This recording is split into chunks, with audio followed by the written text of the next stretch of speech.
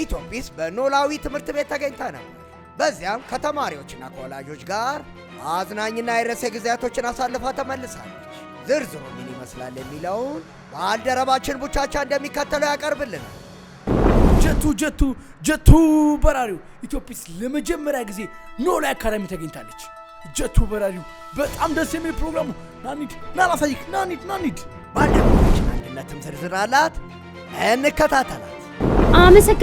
አመሰግናለሁ። ጀቱ ኢትዮጲስ በኖላዊ አካዳሚ በተገኘችበት ሰዓት በርካታ አዝናኝ አስተማሪ ዝግጅቶች ቀርበዋል። የኢትዮጲስ ጣፋጭ ተረት፣ የፓፔት ትዕይንት፣ ሰርከስ፣ የተለያዩ ወላጆችም ልጆችም የተሳተፉባቸው ውድድሮች ነበሩ። ወላጆችም ልጆችም እጅግ በጣም ደስ ብሏቸዋል። አስተያየታቸውን ተቀብለናል።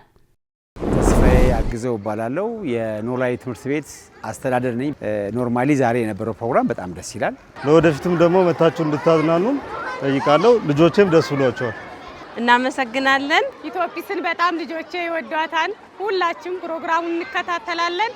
ስለመጣችሁ በጣም ደስ ብሎናል። ኢትዮጲስ በመምጣቷ በጣም ደስተኛ ነን። ኢትዮጲስን በቴሌቪዥን እንከታተላታለን። በጣም ደስ የሚል ፕሮግራም ነው። እዚህ ደግሞ በአካል መታ አይተናታል። እጅግ በጣም ተደስተናል።